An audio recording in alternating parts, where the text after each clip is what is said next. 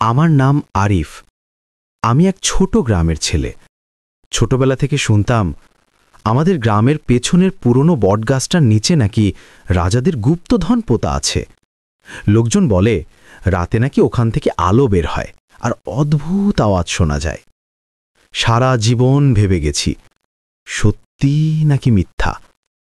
একদিন ঠিক করলাম নিজেই দেখে আসব। সেদিন ছিল পূর্ণিমার রাত। চাঁদের আলোয় চারপাশ ঝলমল করছে। আমি একটা হারিকেন, একটা ছোট কোদাল আর একটু সাহস নিয়ে বেরিয়ে পড়লাম বটগাছের দিকে। চারপাশে নিস্তব্ধতা, শুধু পোকামাকড়ের শব্দ। বটগাছটার সামনে গিয়ে দাঁড়াতেই মনে হলো কারো দৃষ্টি যেন আমাকে দেখছে। মাটির রঙও অদ্ভুত, যেন কেউ একসময় খুঁড়েছিল। তবু ভয় না পেয়ে কোদাল চালাতে শুরু করলাম।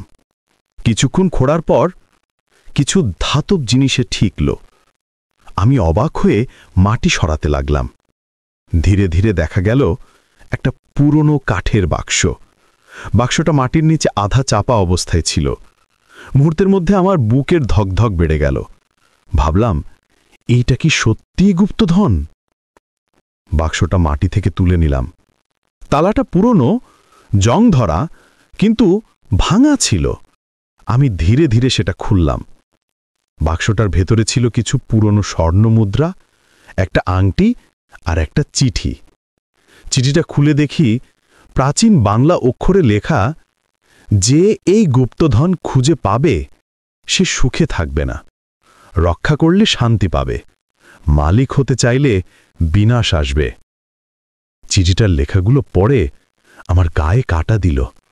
ভাবলাম, এগুলো পুরনো জিনিস, কিন্তু এই সতর্কবার্তা কেন? ঠিক তখনই বাতাসের শব্দ বেড়ে গেল। গাছের পাতা কাঁপতে লাগলো, যেন কেউ তীব্র রাগে নড়ছে। হারিকেনটা হঠাৎ বন্ধ হয়ে গেল। চারপাশ অন্ধকার। হৃৎপিণ্ডটা যেন মুখ দিয়ে বেরিয়ে আসবে মনে হচ্ছিল। ঠিক তখনই এক অদ্ভুত কণ্ঠ শুনলাম, আরেফ, বাক্সটা রেখে যা, এটা তোমার নয়। আমি চমকে উঠলাম। চারপাশে তাকালাম, কেউ নেই, কিন্তু পেছনে কারো নিঃশ্বাসের শব্দ স্পষ্ট শুনতে পাচ্ছিলাম। আমি আর দেরি না করে বাক্সটা মাটিতে রেখে দৌড়ে পালালাম। সকালে আবার গিয়ে দেখি বটগাছের নিচে কোনো দাগই নেই, যেন কিছুই ঘটেনি। আমি বিশ্বাস করতে পারছিলাম না গতরাতের ঘটনাটা স্বপ্ন ছিল নাকি বাস্তব। তবে একটা জিনিস আমার পকেটে তখনও ছিল, সেই পুরনো আংটিটা। আমি অবাক হয়ে তাকালাম আংটিটার দিকে।